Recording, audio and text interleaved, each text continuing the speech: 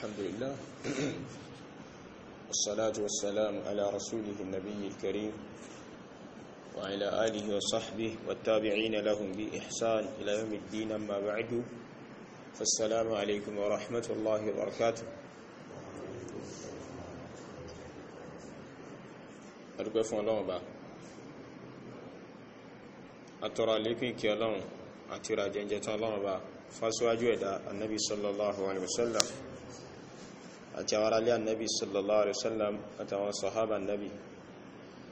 أتبقوا أولونيجون النبي صلى الله عليه وسلم إلى يوم القيامة في سيدة أجاب إلى القيامة قالوا باكي أكاوانا كون إنوا لا إله إلا الله. الحمد لله الذي أحيانا بعدما أماتنا وإليه النشور. أي الله با أجرك gbogbo ẹ̀yìn t'Ọlọ́run bá ní ṣe, gbogbo ọpẹ́ t'Ọlọ́run bá ní ṣe. Ọlọ́run bá tí ó jí wa sórílẹ̀ alààyè بعدما أماتنا lẹ́yìn tí Ọlọ́run bá lè láti pa wá lálẹ́ àná وإليه النشور. Ọ̀dọ̀ Ọlọ́run bá sì ní ìbùsẹ́rí padà sí wa, ìkójọ papọ̀ wa lọ́jọ́ ìgbéra kìyàmà. Ọ̀dọ̀ Ọlọ́run bá ní eléyìí wà. Nǹkan tí a ń gbé yẹ̀wò òun náà ni shubuhatul mustashrikin, àwọn ìrújú àwọn orientalist, àwọn tí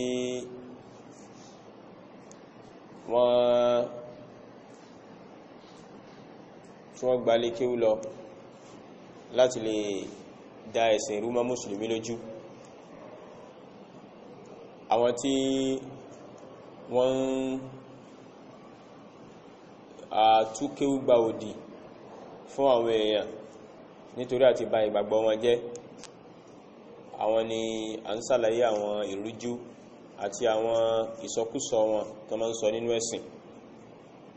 àtàwọn ìtúkútù wọn tó máa ń tú nípa ìsìn Ọlọ́run bá. Naam, gẹ́gẹ́ bí a ti ṣàlàyé pé nínú àwọn ọ̀nà àti nínú àwọn ète tí wọ́n máa ń lò láti fi bà ìgbàgbọ́ mùsùlùmí jẹ́, òun náà ni ìgbìyànjú láti wó ìgbàgbọ́ wa sí hadith wa nabi sallallahu alaihi wasallam, ìgbìyànjú wa láti dá iyèméjì sínú ọkàn wa nípa ìnígbàgbọ́ sí hadith wa nabi, ilé ìta mọ̀ sí sunna nabi. Tá bá ń sọ pé sunna, a ṣàlàyé pé nǹkan mẹ́ta ní jẹ́ bẹ́ẹ̀. Òun náà ni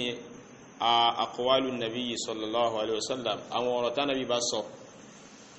wa af'aluhu, àtàwọn iṣẹ́ tí ànábì sallallahu alaihi wasallam bá ṣe, wa taqriratuhu, àtàwọn kan tí ànábì sallallahu alaihi wasallam bá fi rinlẹ̀ torí tí àwọn sàhábà ṣe ń ṣe jú ẹ̀ tánàbí wá fi rinlẹ̀ tí ó takò. Gbogbo àwọn kan mẹ́lẹ̀ta yìí náà ń pè ní sunna. Naam, eléyìí báyìí ó ní al-masdaru thani min masadiri at-tashri',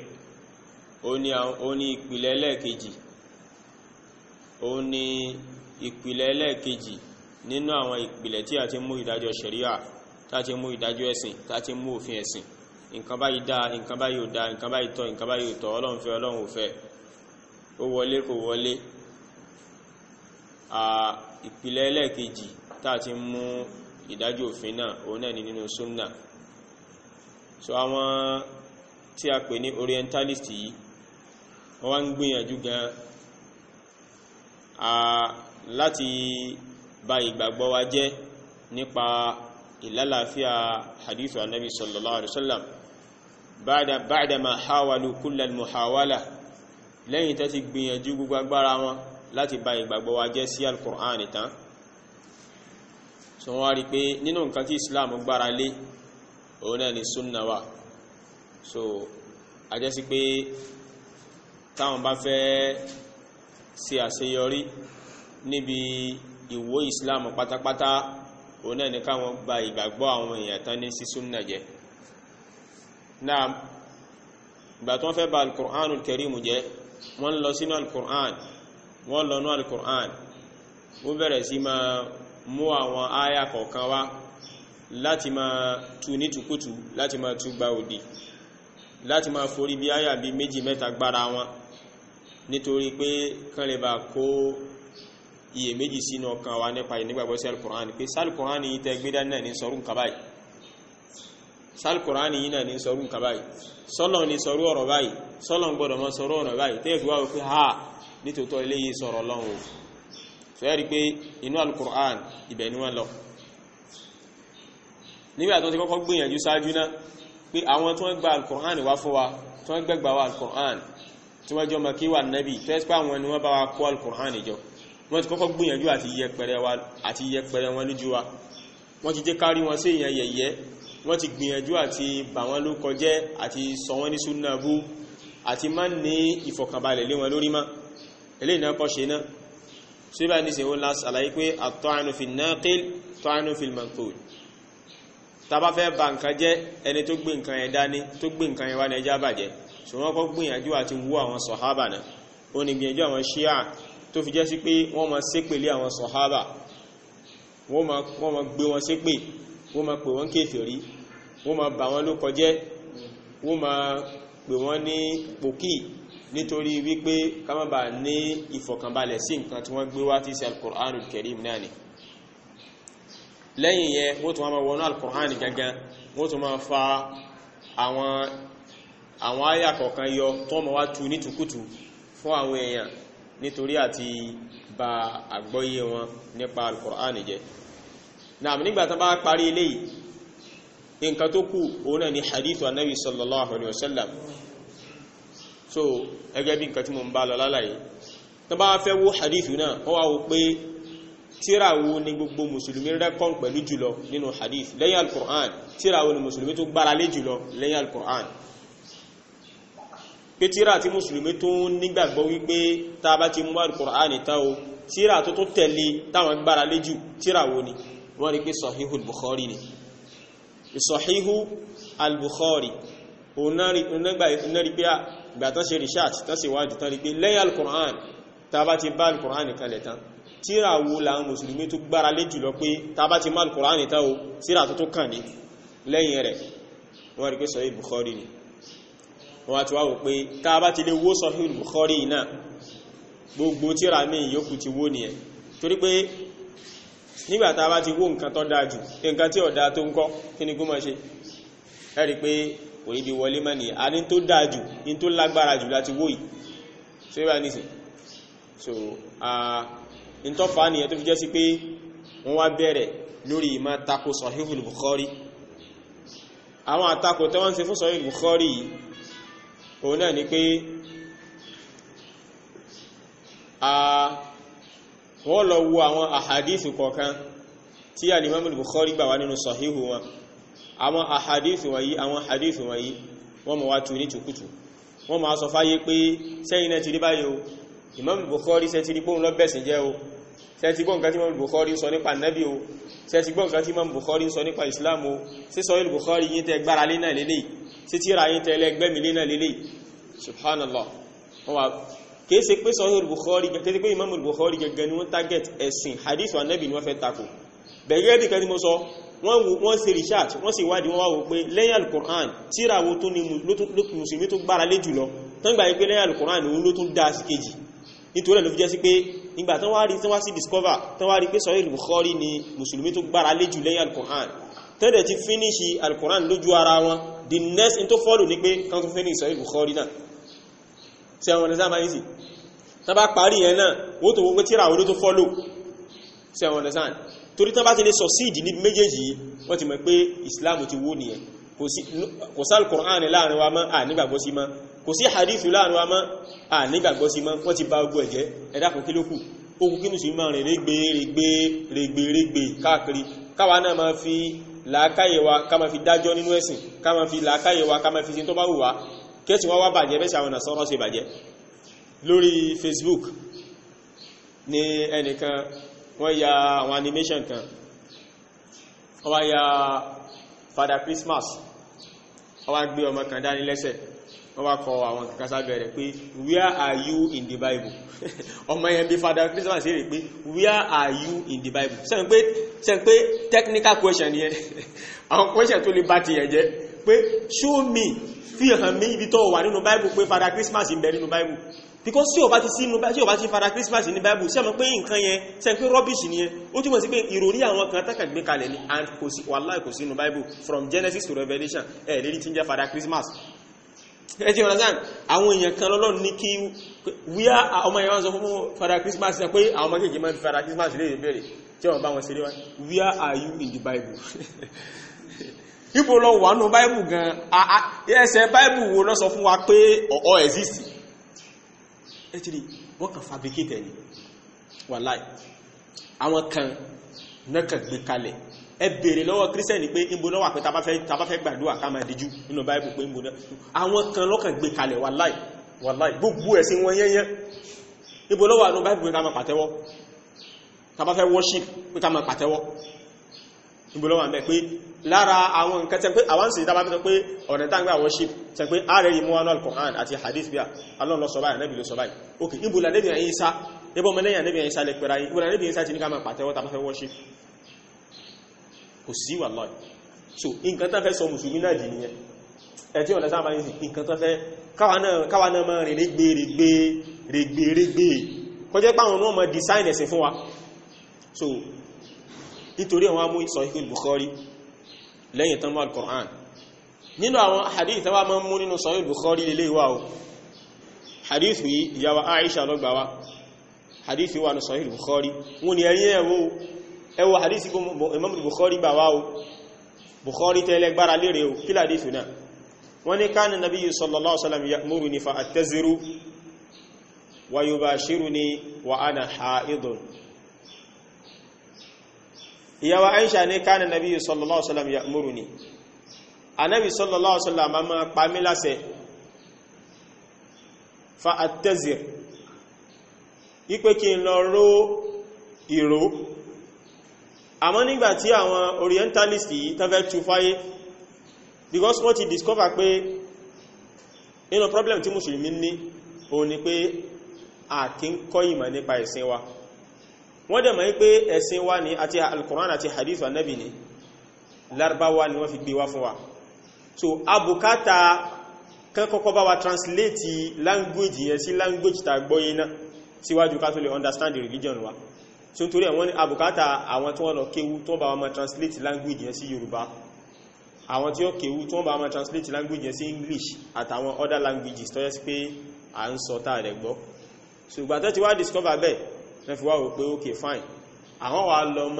wà lọ kéwú yìí àwọn mọ̀ wá tu fún yín ní tùkùtù sẹ́ẹ̀kú lè mà gbàtẹ́ ẹ̀gbọ́ Arabic sẹ́wọ̀n sáàmà yìí so tá bá ti tú fún yín náà ni so tán bá wá tú tùkùtù táfà kanáà bọ́ta tó ní tùkùtù náà ń tú náà àwọn masí sọ wà ní problem pé ẹwọ ẹnìyàn àfà lè léyìn náà ó tú báyìí eléyìn náà àfà lòun náà tú báyìí wo ẹ̀sìn tẹ́ ti dí ọdún márùn-ún jẹ́ jíjà rẹ̀ ẹ tí understand wọ́n fẹ́ fi àwọn èèyàn sínú confusion sẹ́wọ̀n káwọn èèyàn wọ́n ní wọ́n mẹ́ tó correct àti tó wrong in táwọn kan believe ní personality in kátàkà believe ní bí alágbájá àfà ńlá ni ọmọ àfà ni kìníkan ni so tó bá ti tú kéwú àwọn ti believe pé bó ṣe rí náà nìyẹn wọ́n ní kankan tó fi confirm wọ́n gbọ́ Arabic wọ́n gbọ́n kankan tó fi confirm ṣe ń gbọ́ tó bá gbọ́ Arabic ń sìn tó bá tútù kútù yóò tẹ́ discover pé kí ló ń túwì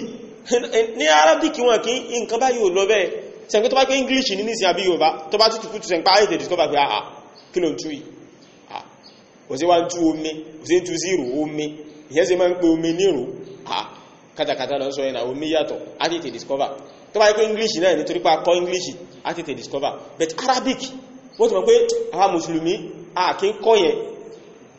so tó bá ti wá nípa àfáà kan tú káàdẹ̀ ní ìgbàgbọ́ sí pé ó kéwú gan àfáà kan tó tú bá mi ẹwà mọ̀ pé ó jẹ́ yusuf ń jarí àwọn àfáà gan náà kan ń ṣe kí ní bẹ́sì jẹ́ ẹwọ èmi ò tí ẹwọ mi ò ní ṣe kankan mẹ́tẹ̀ mi ẹlòmíràn àbárí pé ẹwọ in tó bá ti yé mi tó bá ti wù mí ní màmá ṣe ṣe mọ́ pé wallahi ìdàmú ti dé bá àtẹ́ tó lóòwò sí nǹkan kan mọ́ àtẹ́ tó ní tó bá ti wo ohun wọ́n mọ́ ṣe àtẹ́ tó ní pé lọ àfá yìí lè fẹ́ mọ́ tẹ̀lé pé gbogbo tó bá ti sọ ní tó lóòrùn nígbàgbọ́ sí ṣe pé gbogbo wọn ti wà ní problem so a máa wò pé ẹ̀dàkùn kí ní mọ́ ń fa yapa náà àwọn afọ́kàn mọ́ yapa afákan ó wí báyìí afákan ó wí báyìí ẹwọ́ ọ̀rọ̀ ẹ̀sìn gẹ́gẹ́ di sí mi járe wọ́n fẹ́ bá àwọn èèyàn débi ìkóríta kò yé mi mọ́ nínú ẹ̀sìn nígbàtá fà yóò tú ọ̀rọ̀ yìí kana nabiyyu sallallahu alaihi wasallam ya'muruni Ànábì jẹ́ ni tí máa ń pa mí láṣẹ fa àtẹ́zìrù àbáyìí ni yóò wá pa mí láṣẹ pé kí n lọ fọ abẹ́ subhanallah fa àtẹ́zìrù Ànábì wá pa mí láṣẹ kí n lọ fọ abẹ́ tó rẹ̀ jẹ́ sí pé ìtazàrọ̀ yẹ tẹ́zìrù ìtìzàrọ̀ wọ́n mú láti bí ìzàrù tí gbogbo wá ti understand yẹ pé ìzàrù mu'min ìzàrù aṣọ ìzàrù ibi tí lábùsù ibi tí gbólóhùn ti wá lélẹ̀ ìzàrù ẹjọ́ understand so bí kí èyàn sọ pé go sẹ́wọ̀n pé go yóò padà di went sẹ́wọ̀n pé yóò padà di gone so kí èyàn wá rí gone àbí kó wá rí went sẹ́wọ̀n understand ma yìí sí kọ́ ma wá tú sí orí kó wá tú sí orí fún bí àpéjúwé ń sìn kó wá tú sórí sẹ́wọ̀n pé ẹni tí ó bá gbọ́ English kò ní mọ̀ yí pé go ló padà di gone ló padà di went because ẹ wo go àti went ẹ wo go àti went ẹ mọ̀ pé go yẹn la padà yí padà nítorí nǹkankan tó ṣẹlẹ̀ la fi sọ di went bẹ́ẹ̀ náà ni ìzáàrù òun la padà sọ nítorí pé a fẹ́ sọ di verb noun ni ìzáàrù noun ni a dẹ̀ lè sọ noun di verb a bá fẹ́ sọ di verb tá bá fẹ́ sọ di verb nínú kéwú ó ní àwọn òṣùwọ̀n tó gbọ́dọ̀ wà tá gbọ́dọ̀ gbé wá lórí ẹ̀ tí ó fi di verb ìyẹn ní iṣẹ́ surf iṣẹ́ tí surf ń ṣe nìyẹn pé ẹ fẹ́ sọ noun di verb àbẹ́fẹ́ sọ verb di noun ó rọrùn dáadáa a lè sọ verb di noun ẹ̀ gbọ́dọ̀ rọrùn òyìnbó náà so tẹ́ bá fẹ́ sọ verb di noun ọ̀rọ̀ ṣe ẹ fẹ́ sọ di ọ̀rọ̀ orúkọ òṣùwọ̀n tẹ́ gbé wá lélẹ̀ ọ̀rọ̀ orúkọ ẹ fẹ́ sọ dọ̀rọ̀ ṣe òṣùwọ̀n tẹ́ gbé wá lélẹ̀ so ó nìyẹn ìzáàrù yẹn tán bá fẹ́ sọ di ọ̀rọ̀ ìṣe wọ́n wà ní ìtìzáàrù ìtazàrọ̀ ìftààlà so ìtumọ̀ ní pé èyàn ró ìzáàrù ó ró ìró oróró ìtazàrọ̀ dìmáàná èyàn ró ìró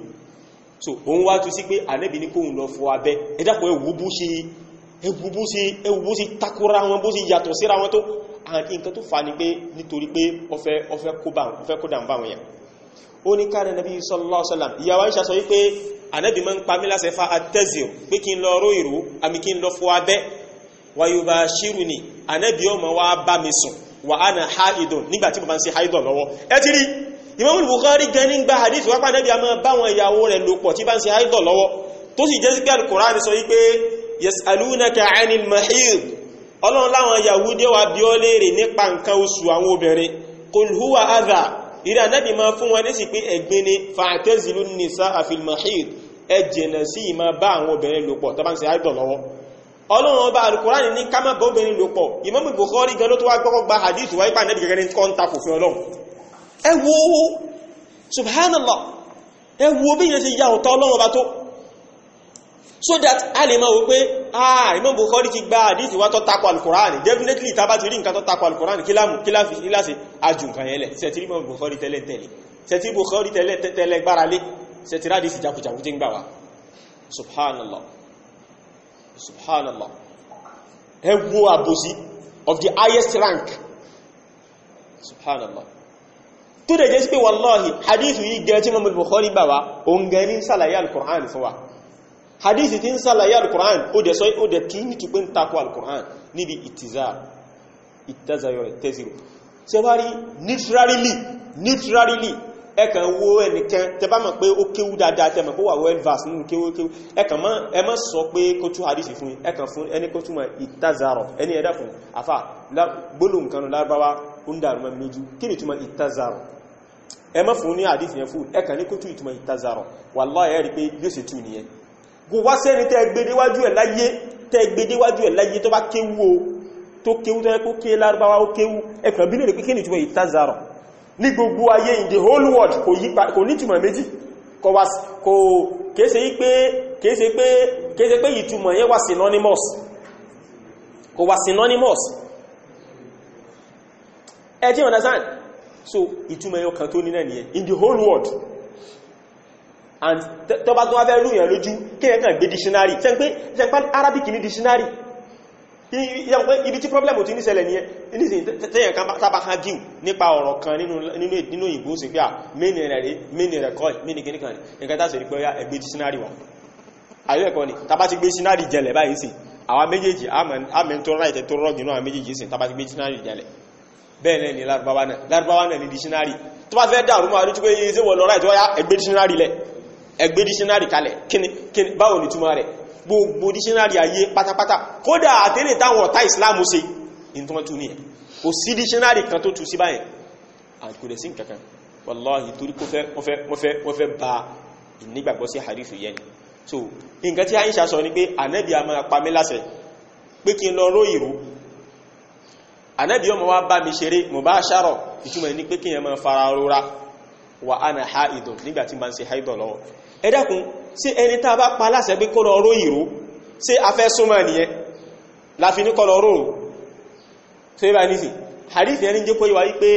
àṣítàwò obìnrin wá bá ń ṣe haidọ̀ lọ́wọ́ tẹ́ bá ń ṣe nǹkan oṣù lọ́wọ́ àṣà lè bá wọn ṣe gbogbo eré pátápátá ẹyọ kan tọ́lọ́wọ́n bá lékẹ́lá kọ̀ fún wa ká má ṣe òun náà ni ká má ṣe kíni ká má súnmọ́ wọn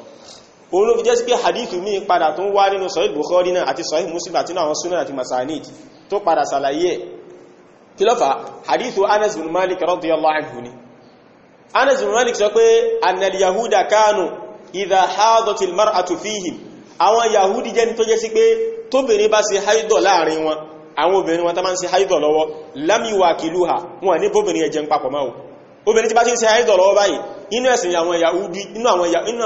ìlànà táwọn yahudi tẹ̀lé ni pé àwọn ní bá jẹun mọ́ èyàn ṣe haidọ̀ ó sì wá di pé ká má bá jẹun mọ́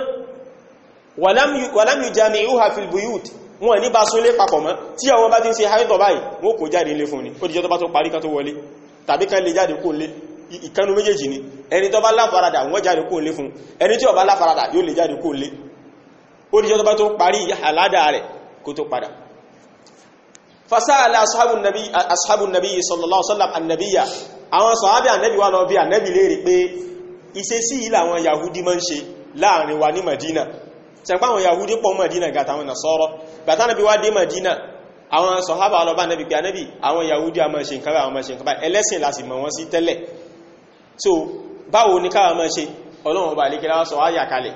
wípé yasalunaka 'anil mahid wọ́n bọ̀ wá bí ọ léèrè nípa nǹkan haidọ̀ àwọn obìnrin báwo ní ká máa ṣe nígbà tó bá ti ń ṣe àládà wọn lọ́wọ́ kul huwa adha ìrẹ́ ànábì máa fún wọn ní ìdáhùn wípé síwájú káwọn yẹn tó dé lọ́rùn tí ń sọ ánsà fún ànábì pé àwọn kan bọ̀ o question tán bọ̀ wá béèrè rẹ̀ ànábì ánsà rẹ̀ ní ká tó dé o kul huwa adha olúwa ní ànábì sọ fún wọn pé ẹ̀gbin ni fa'tazilu nisaa fil mahid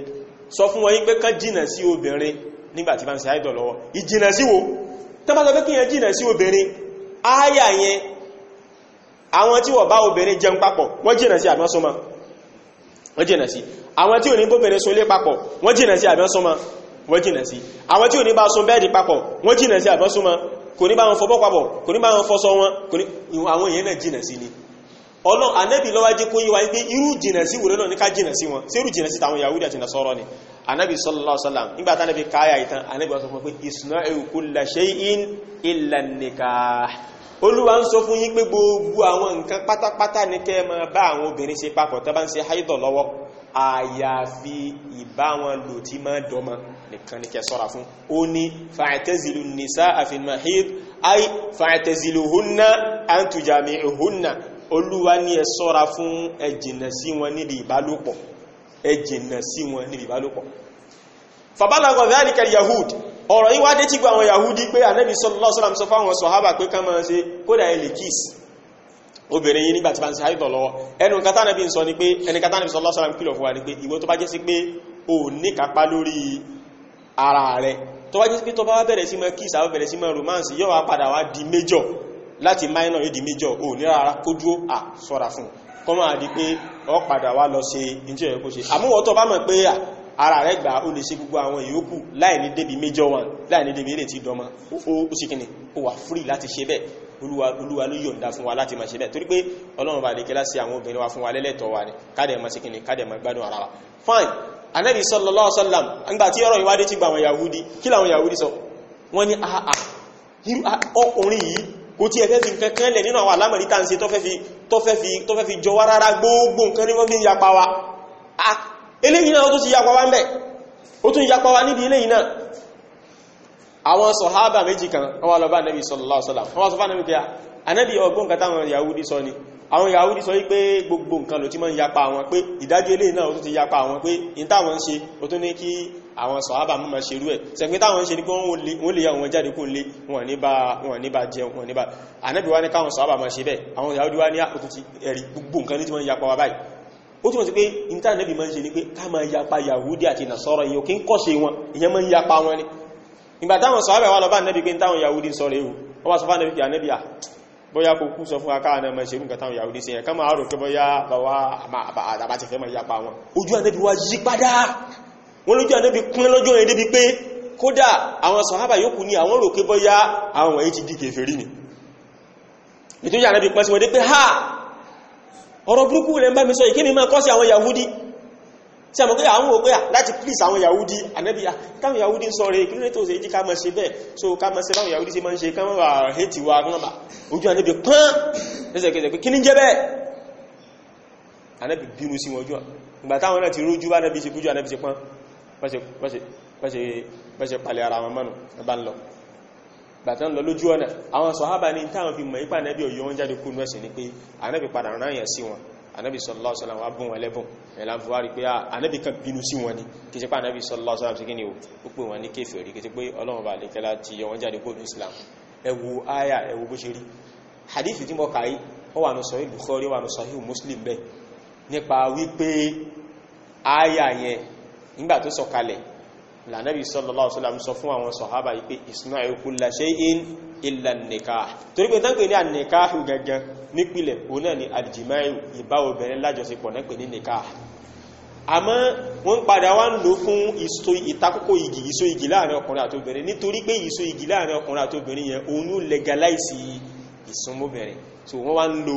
ìsúnmọ́bìnrin yẹn, wọ́n ń lo ọkọ rẹ̀ fún ìso igi nítorí pé òun ló ṣe sábàbí ìsúnmọ́bìnrin. So ìbá ní bó ṣe rí nìyẹn. So kọ́nà bá lè kí ó dáhùn kó sànà wa. So ilé báyìí ni àwọn ahadith wọ́n sì máa mú lẹ́yọ kọ̀ọ̀kan nìyẹn, inshallah àtùmọ́mí nínú àwọn òrújú wọn tó ń mú. So ìbá ní sí pé ẹ̀sìn Ọlọ́run bá ẹ̀sìn tó clear ni. Hadith Ànábì sallallahu alaihi wasallam ó wá láti wá explain al-Qur'an fún wa ní gbogbo méjèèjì ò dẹ̀ takora wọn rárá, à ń fi kan gbàgbọ́ yìí kan ni, à ń fi kan sàlàyé kan ni. So ìbá ní sísò ní tó bá fẹ́ ta ó kúrò al-Qur'an a rí ìfọ́síwẹ̀ rẹ̀ nínú sunna. So ìbá ní sísò àbí kárí ìfọ́síwẹ̀ rẹ̀ nínú àyà mi. So kọ́nà bá lè kí lákó dáhùn kó sànà wa kí o mú wa dé lórí Islam. Subhanaka Allahumma wa bihamdik, ashhadu an la ilaha illa anta astaghfiruka wa atubu ilayk. Wa alaykum salam.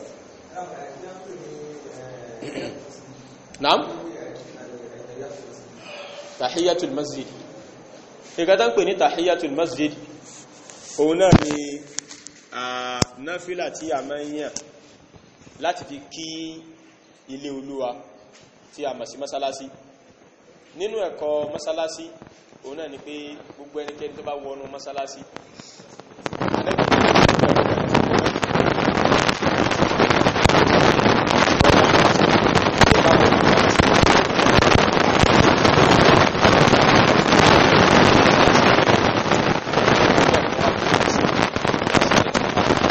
súnnà tọ́ta kan pàmà ní ọfẹ́ dépò ọ̀ràn yà kọ̀ọ̀kan yìí kan sọ ọ̀ràn yà ní torí Ànábì sallallahu alaihi wasallam sọ pé idha dakhala ahadukum al-masjida fala yaq'ud, tẹ́lẹ̀ kọ̀ọ̀kan ní bá wọn mọ́sálásí kò gbọ́dọ̀ tí ìjòkó hatta yusalliya rak'atayn títí tí ó fi kí rákà méjì. So rákà méjì tá bá kí síwájú ká tó jòkó lẹ́yìn náfílà ní òun náà ń pè ní tahiyatul masjid. So ká gbìyànjú ká rí pé a ń ṣe bẹ́ẹ̀ síwájú ká tó jòkó mọ́sálásí ká fi ṣe tahiyatul masjid. Ìgbà míì wá ní ìyẹn lè wọ mọ́sálásí gẹ́gẹ́ bí sábà máa ń ṣe ń ṣẹlẹ̀ pé ìyẹn wọ mọ́sálásí ó wá jẹ́ àsìkò tí náfílà kan bẹ fún bí àpẹẹrẹ sí wọ́n ti pè ìrun àsùnbẹ́ ẹlẹ́ẹ̀kejì. Sẹ̀ǹgbẹ́tẹ̀ bá wọn mọ́sálásí gbà yẹn èyàn fẹ́ kí raka'at al-fajri, ìrun rákà méjì tá máa ń kí lẹ́yìn tá bá pè ìrun al-fajri ìrun ẹlẹ́ẹ̀kejì. So ìrun rákà méjì tá bá kíhun náà, so òun náà ni ó ti ṣe dédé ó ti ṣe dédé tahiyatul masjid báyìí ní kọ́kọ́ kí tahiyatul masjid tán ká tó wá kí raka'at al-fajri kásà ti kí náfílà kan tó rí pé àjòkó lẹ́ni. So a lè kí raka'at al-fajri kó sì máa jẹ́ tahiyatul masjid náà. So bá ní so wallahu a'lam. So abẹ́lẹ̀ wọn bá lè kí lákí lọ́ba kó fi islam yíwa ó dẹ̀ fi rọ̀ wá lọ́rùn la ilaha illallah subhanahu wa ta'ala ashhadu an la ilaha illa ant astaghfiruka wa atubu ilayk. Alaikum salam.